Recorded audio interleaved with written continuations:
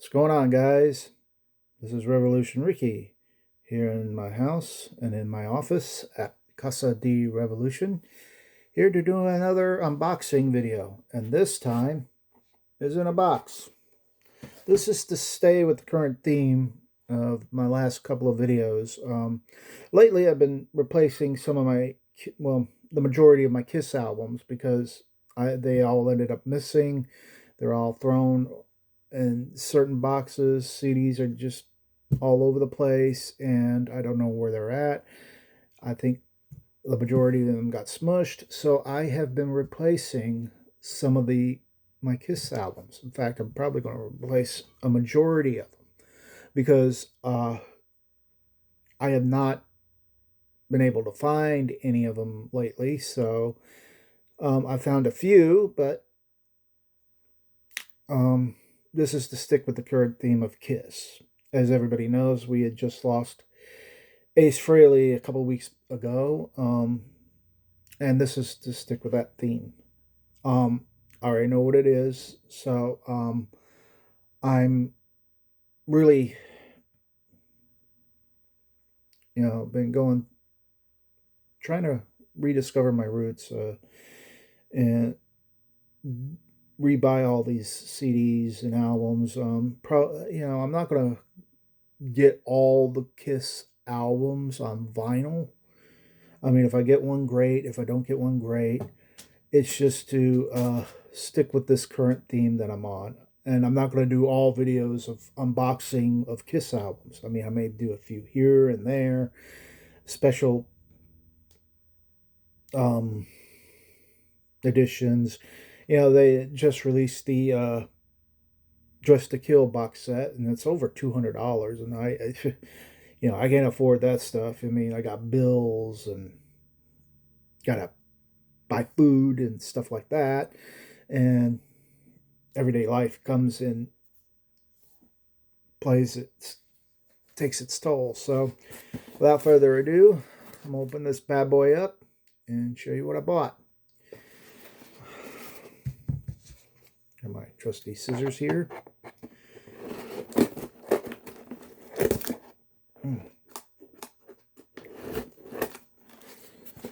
Okay.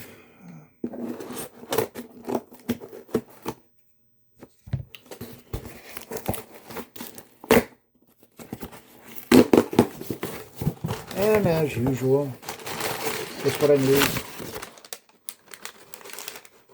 More paper. Just, regular old paper. This one I've been wanting for quite a while. Maybe I can put CDs in this box and have them hold it. Oh, it comes with a hype sticker. I may have to put that somewhere. Creatures of the Night. I love this album. It's a great album, even though it has Ace Frehley on it, and he didn't play a note on this album. He did some promotional stuff for it because he had commitments, but I really love this album. It's a great album. It is the return to format for Kiss after the debacle of Music from the Elder, which is horrible in my honest opinion. I mean, it has maybe a song or two that's okay, but I called it another name about 25 years ago, and it's certain to do with a certain outhouse. But I had a Music from the S House. But you know what? A lot of people like that album. All power to them. I'm not really a big Music of the Elder fan. I'm okay with Unmasked, and I'm sure okay with this one. It was the last of the makeup lineup from this era that included Ace. He was on the album, the cover, but he did not write any music to it. I mean, he filled commitments overseas, And then they auditioned guitarists, which one of the guitarists was Vinnie Vincent, who played in during that tour, and they did a tour of Brazil, which had over 200,000 people in the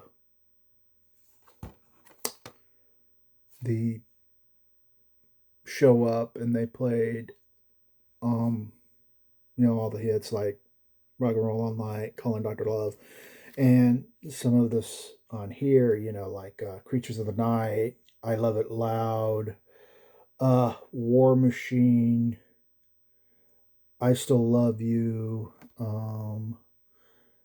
and this is the 2 disc version, which I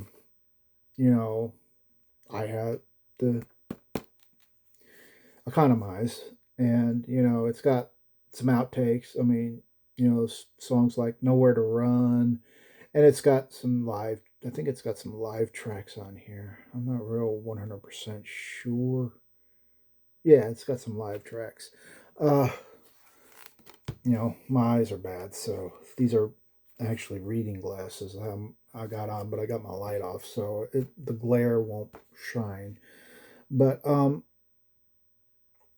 I had loved Creatures of the Night. They years ago, back in the 90s, they had a different cover, which had Bruce Kulick and all, Eric Carr, Paul Stanley, and Gene Simmons on the cover without makeup.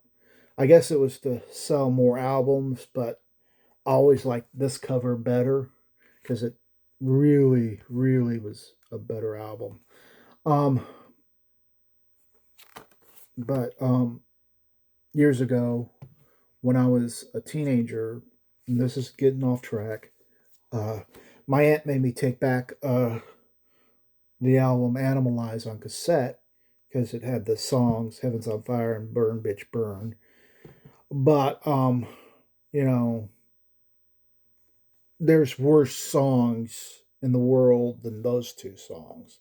And I would just buy Kiss albums that were better than Animalize.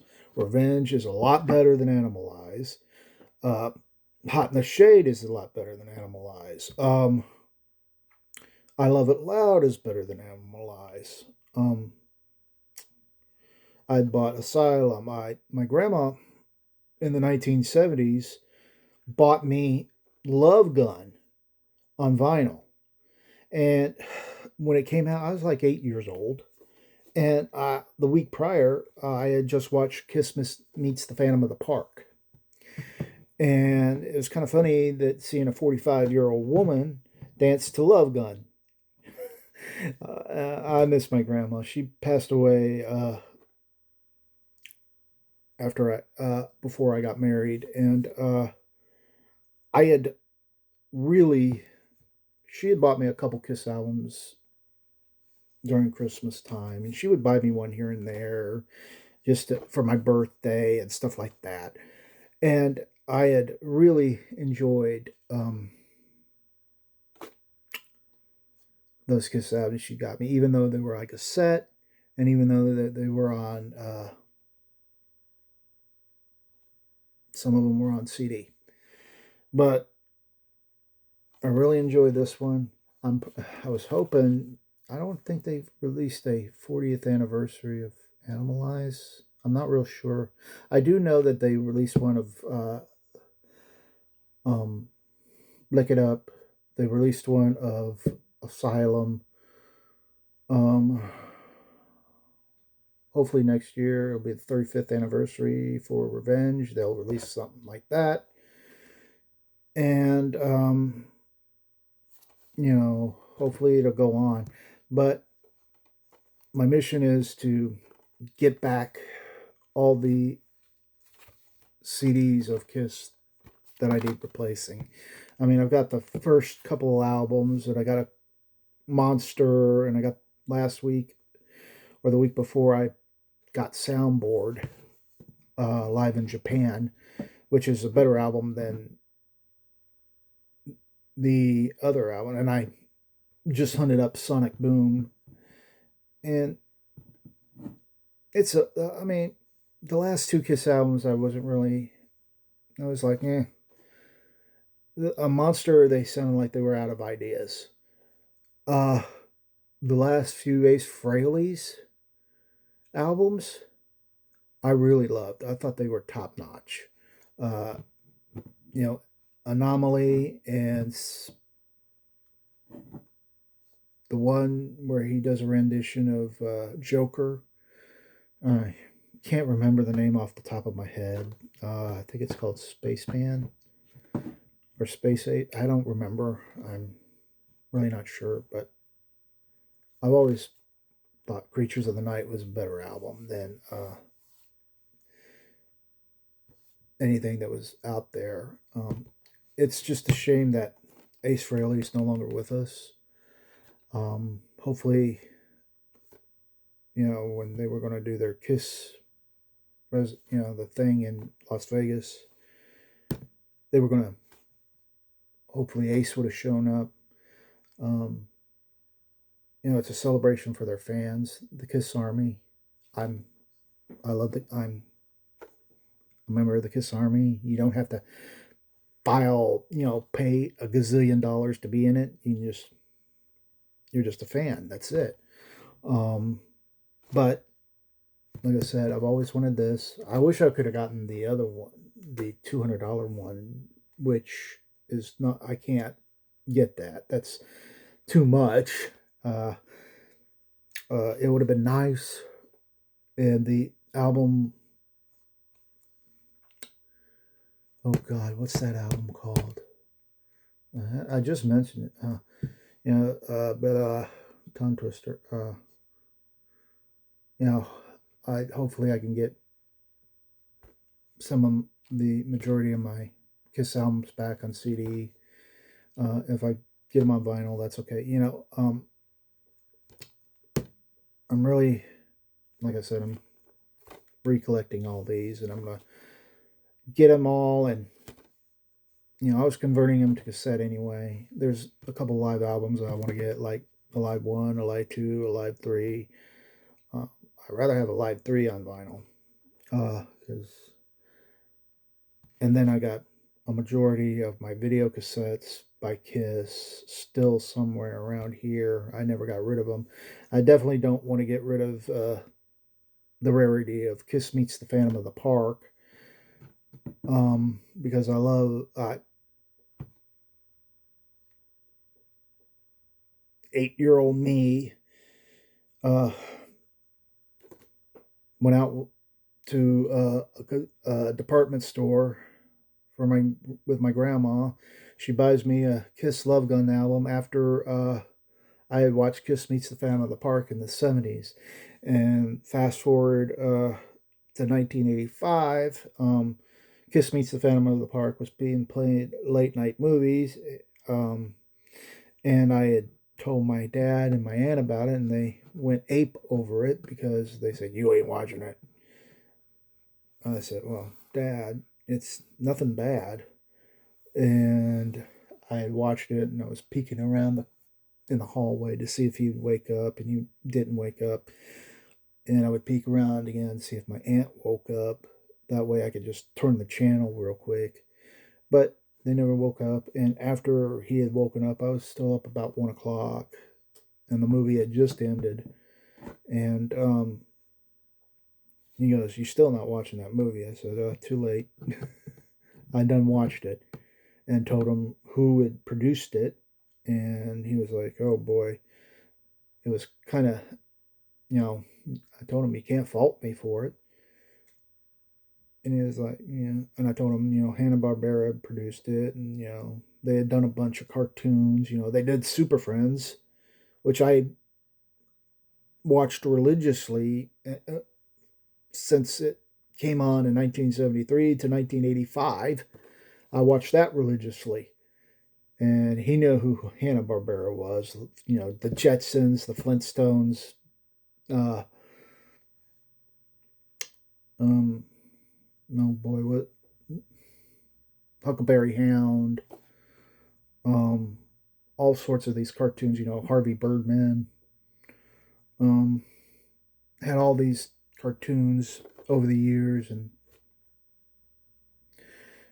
later on, I told my dad, I said, it was like a Star Wars for rock music. And he was like, oh, okay.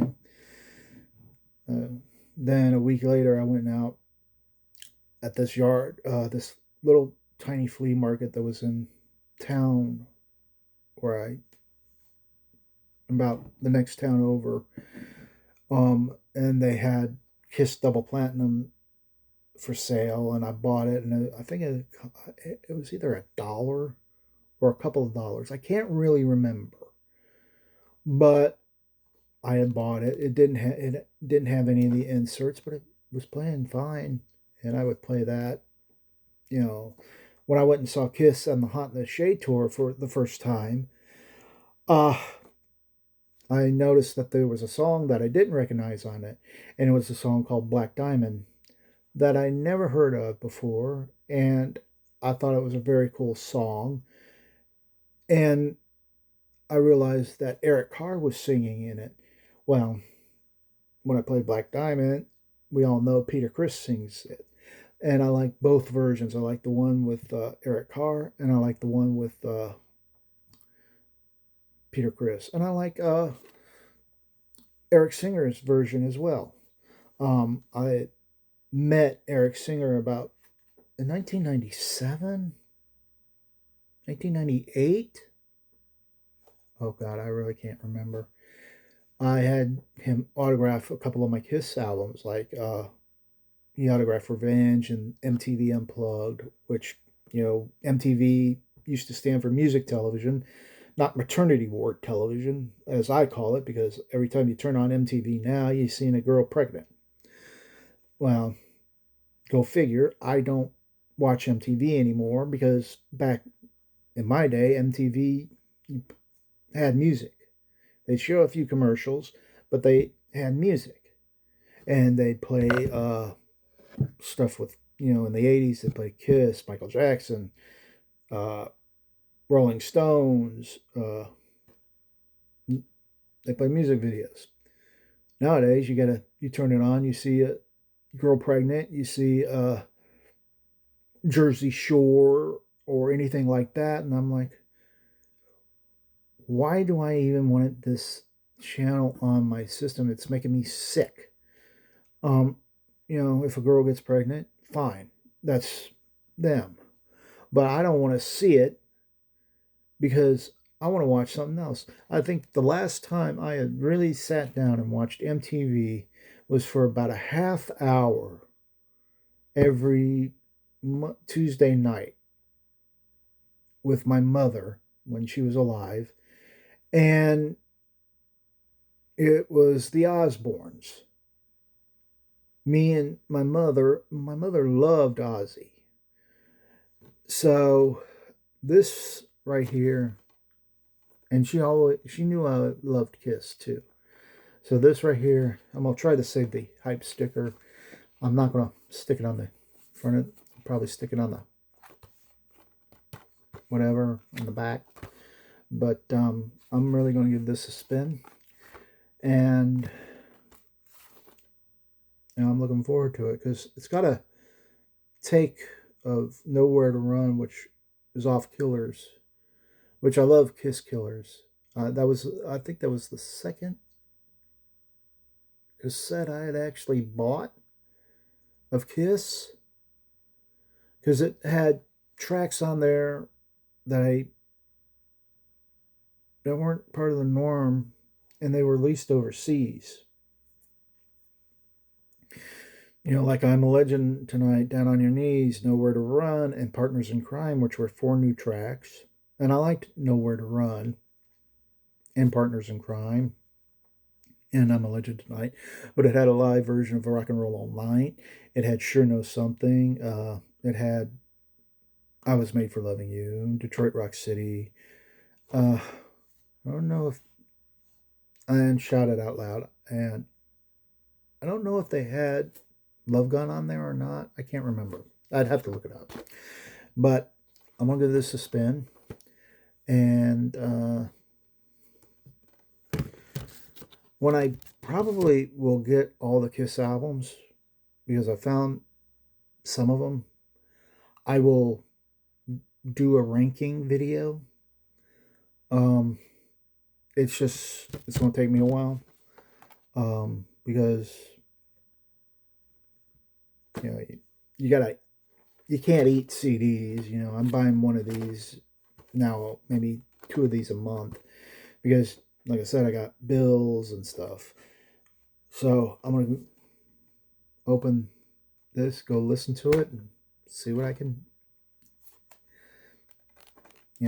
blast it. And on the eve of Halloween. Well, that's it for me. I'm gonna get off here. This is Revolution Ricky signing off. Keep spinning that vinyl and the CDs. And I shall see y'all in the next video. Peace.